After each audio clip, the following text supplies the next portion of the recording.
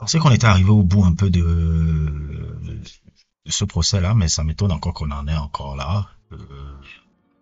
L'affaire Platini-Blatter encore, je pensais que c'était il y a 2 ans, ils avaient été acquittés et tout. Je savais pas qu'il y avait eu un procès en appel. Bon, j'avais pas regardé en profondeur. Ça m'était un peu passé dessus la tête parce que bon, je trouvais que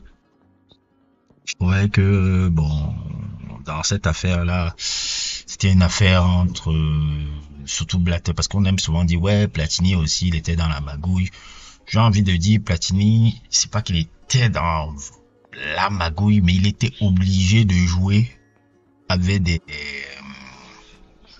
magouilleux pour pouvoir faire passer le message qu'il voulait faire pour le football. Je pense, j'ai toujours été convaincu que l'homme qui devait diriger la FIFA, ça devait être Platini. Si tu aimes, en tout cas dans la vision que j'ai de ce sport-là, dans la vision que j'ai de ce que doit être le football et de ce que représente un peu les valeurs de ce sport-là. Parce que pour moi, ce sport-là, ça représente bien plus que des valeurs de regarder les Real, Barça et autres. Il y a une certaine valeur là. Je veux même encore ressortir même encore son fabuleux discours quand il avait eu la présidence de l'UEFA en 2007 là. Mesdames et messieurs, est un jeu avant d'être un produit. Le football est un sport avant d'être un marché, et le football est un spectacle avant d'être un business. Tout ce qu'il vient de dire là représente pour moi tout ce qu'il vient de dire là représente pour moi le football. Et je pense que quand il était à la tête de l'UEFA, il gérait tellement bien l'UEFA et tout. Oui, tout n'est pas parfait, mais je pense que dans la vision qu'il avait pour le football, dans comment il devait être géré, il gérait parfaitement ce qui se passait au tout. Et à la FIFA, tout ce qu'on voit un peu, les mecs un peu comme Infantino qui est un peu un traître, on va dire un Judas un peu qui est passé un peu derrière lui un peu.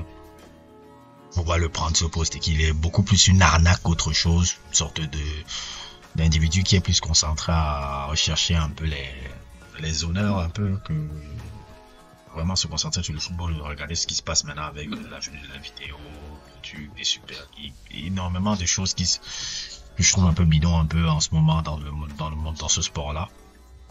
Platini et autres et tout. Et Blatter, bon, c'est un personnage un peu, c'est une éminence grise un peu. C'était une éminence grise un peu de ce monde-là. Ça va me faire bizarre même de le voir fatigué comme ça. Là. Bon, vous savez, hein, on vieillit tout ça. On vieillit tout ça, mais Blatter, on sait du truc. Oui, on peut reprocher à Blatter beaucoup de choses, corruption, bla bla bla bla bla bla bla bla bla. Mais Blatter aussi, c'est quelqu'un qui avait instigé aussi la tournante un peu sur comment dire un peu la tournante un peu sur les organisateurs de la Coupe du Monde, parce que si la Coupe du Monde est venue en Afrique, c'est à un moment donné grâce à Blatter et tout. Blatter a beaucoup fait aussi sur les fédérations africaines, on va pas le nier ça aussi. Vous allez me dire peut-être qu'il y avait aussi une mafia entre lui et les fédérations africaines, mais bon, vous savez comment ça se passe dans ces milieux-là. Mais je retiens aussi ça du personnage. Oui, il y a tous les casseroles sur le gars, bla bla bla bla bla bla qu'on aime un peu, mais je retiens aussi le truc, le positif aussi. C'est quelqu'un qui a fait beaucoup pour les fédérations africaines. Et si à un moment donné on a pu même organiser l'Afrique a pu avoir la Coupe du Monde, c'est quand même grâce à cette ouverture de Blatter qui pensait toujours à faire un peu une sorte de ronde à travers les organisations de Coupe du Monde. Ça, je vais pas quand même lui enlever ça et tout, parce que même si un personnage peut nous sortir par les trous, même si un personnage peut faire des choses qu'on trouve répréhensible, on peut quand même noter quand il a fait du bien. C'est ça, un peu faire preuve de bon sens. C'est quelque chose qui manque aux gens. Je pense que c'est une qualité que j'ai, qui manque beaucoup aux gens, sans pour autant me vanter. Je sais donner les crédits aux gens, même quand parfois ils me sortent par les trous, parce que je n'aime pas, même quand on me le fait, qu'on me donne pas mes propres crédits quand je fais quelque chose. Donc je n'aime pas qu'on me fasse ça et je vais pas faire ça avec les autres. Je sais que c'est vraiment ma personnalité. J'aime pas qu'on me donne pas des crédits quand je dis j'ai fait ça, je mérite d'avoir des crédits. Et je vais même te dire que je mérite d'avoir des crédits sur ça. Et je n'aime pas qu'on fasse ça aux autres. C'est pour ça que si vous avez remarqué, je donne toujours des crédits aux gens. Même les gens que je ne supporte pas. Parce que déjà, moi, je n'aime pas qu'on me fait ça. Surtout quand je sais que je mérite d'avoir des crédits. Bref, parenthèse refermée.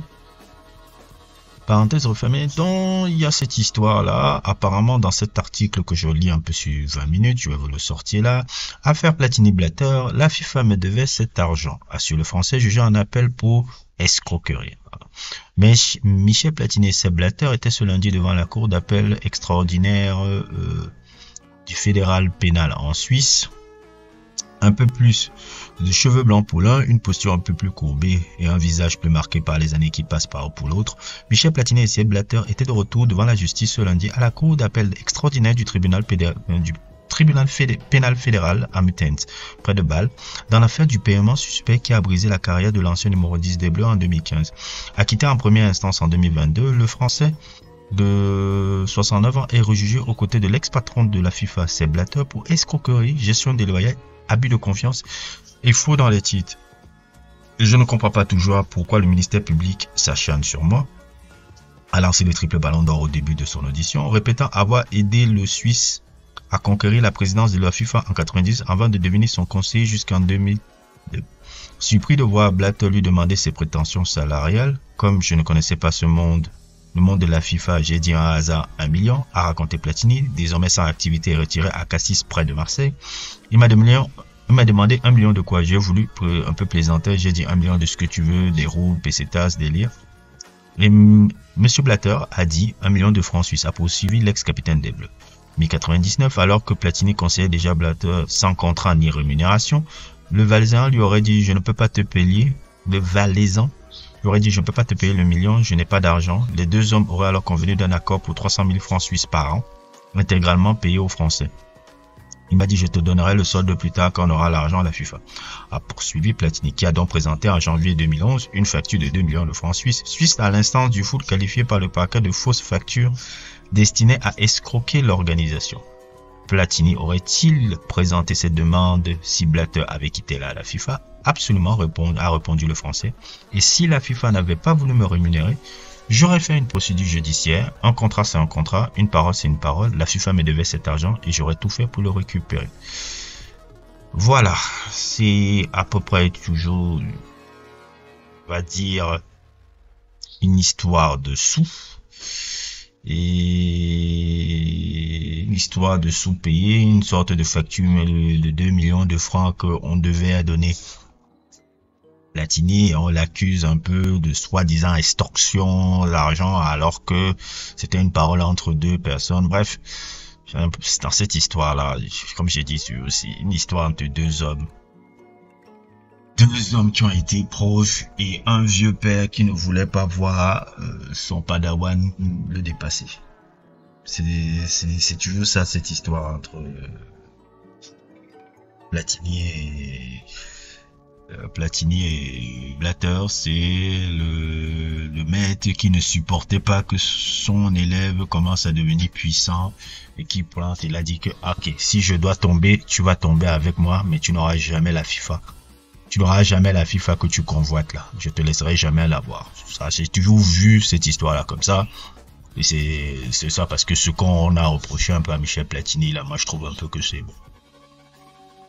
Demandant d'extorsion. Bon, il n'y avait pas que ça, hein. Il y avait d'autres trucs, hein, mais ce qu'on demandait à Platini, là, moi je trouvais que c'était bon. C'est juste des malversations d'un gars, d'un vieux scrogneux de Blatter qui ne voulait pas que Platini puisse devenir membre de la FIFA en disant que oui, si je tombe, toi, ne crois pas que la FIFA sera pour toi. Je préfère te voir perdre. Un peu comme l'épisode de Mr. Robot à la fin là. Je préfère te voir perdre que de gagner à la place. Ouais, c'est un peu ce genre de mentalité. C'est un peu triste un peu. Moi j'aurais voulu voir Michel Platini à la truc. C'est un peu triste fin un peu. Une triste fin un peu pour Michel Platini un peu. Ça l'a dégoûté complètement du monde du foot. C'est quelqu'un que je trouve qui manque au foot. Il manque beaucoup au foot. Quand je vois le football maintenant actuel, il manque beaucoup au foot. Il manque de trucs. Et pour ceux qui le savent, c'est mon personnage préféré de l'histoire du football de votre pays. Hein. Quand tu me demandes toujours, hey, quel est le gars que j'ai le plus kiffé, c'est lui, hein. C'est Michel Platini, hein. Pour moi, Michel Platini, c'est mon joueur français préféré de tous les temps. Devant Zidane même. Même si je pense toujours que Deschamps est le personnage le plus important devant lui. Par rapport à ce que Deschamps représente pour les grandes victoires françaises et tout. Mais Michel Platini, pour moi, est le plus beau. Le plus beau. Je pense que Mbappé est le plus grand joueur français de tous les temps. Je pense que Deschamps est le joueur et le personnage le plus important de l'histoire du foot français. Mais Platini, j'ai toujours l'impression que c'est le plus beau. Le plus beau personnage, la plus belle trajectoire, la plus belle équipe de France quand il a été capitaine. Un personnage un peu, quelque part romantique, un peu, qui a essayé de jouer un peu avec un romantique naïf.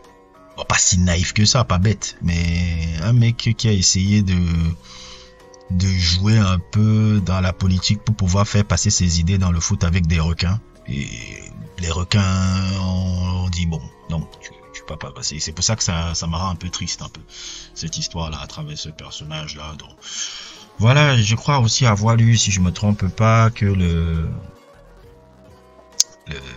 parquet a requis 1 an et 8 mois de prison avec sursis contre le parquet suisse a requis 1 an et 8 mois aussi à Blatter et à Michel Platini. Cette histoire-là, pour toujours des trucs d'escroquerie, je sais pas, par rapport à ça justement. Ça c'est saoulant. C'est saoulant, c'est une histoire qui me fait saouler. Mais bon. N'hésitez pas à liker, n'hésitez pas à vous abonner et n'hésitez pas aussi à voir les sujets que j'avais fait sur Michel Platini là, ce petit truc de live qui était sorti, j'ai fait il y a quelques mois et aussi encore ça, le sujet que j'avais fait aussi sur le duo qui formait avec le fabuleux joueur Boniek encore. N'hésitez pas à liker, n'hésitez pas à vous abonner et à plus pour d'autres aventures.